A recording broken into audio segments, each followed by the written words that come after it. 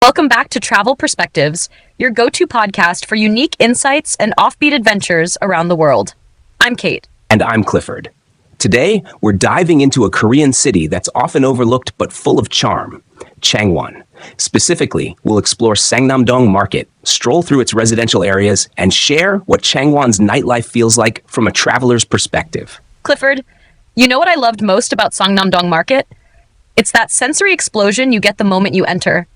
The smell of hot tteokbokki, fresh seafood sizzling on grills, and the chatter of vendors selling local snacks, it all hits you at once. Absolutely, Kate. There's a rhythm to the market that feels so alive, yet cozy. It's not as chaotic as some other major markets in Korea, but there's this grounded, local energy that makes it feel authentic. Listeners, have you ever visited a market that made you want to just stand still and take it all in? That's a great question. And if you haven't been to Sangnam-dong yet, imagine this. You're walking past stalls selling fresh vegetables, next to carts full of hot pancakes, and then you spot a small indoor corner with elderly locals playing bak while sipping makgeolli. That's the kind of moment we cherish here at Travel Perspectives. Speaking of perspectives, Changwon isn't just about what you see. It's also about how you feel walking through its residential areas.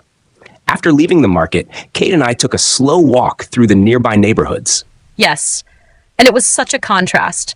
Quiet, tree-lined streets with small cafes tucked between apartment blocks, families biking past, elderly folks tending to rooftop gardens. Clifford, do you remember that tiny flower shop with dried blooms hanging from the ceiling?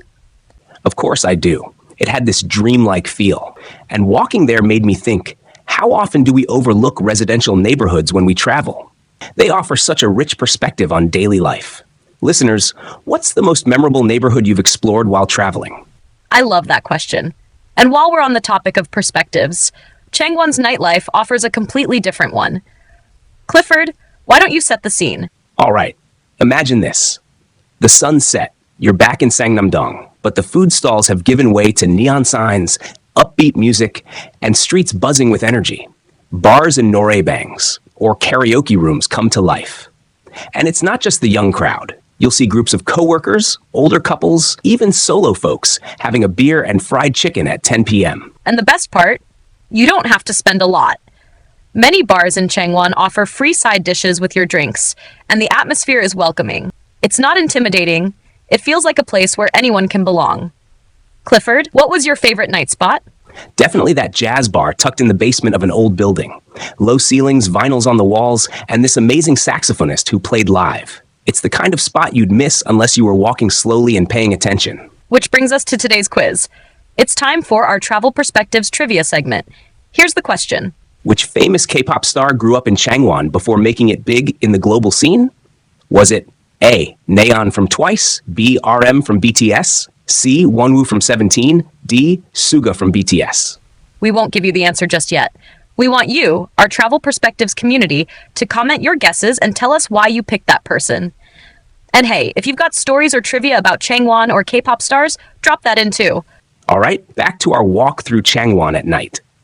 After some drinks, we found this late-night snack stall that only opens after 11 p.m. They served spicy squid on a stick. Kate, you were braver than I was. Haha, guilty. It was very spicy, but so worth it. I think what's so beautiful about Changwon is the sense of balance. It has local life, it has nightlife, it has nature just nearby, and yet it's never overwhelming. It feels like a city you can breathe in. It gives you time to reflect, to slow down, and appreciate the simple things, like a warm bowl of noodles after a night walk or a friendly smile from a shopkeeper. That's the perspective we gained from Changwon. Listeners, would you consider visiting a city like Changwon, even if it's not top of the tourist list? What kind of travel perspectives do you look for when picking a destination? We'd love to hear your thoughts. Leave a comment, share this episode, and let us know what city you want us to explore next. Until then, keep chasing new perspectives. This has been Travel Perspectives with Kate And Clifford. See you next time.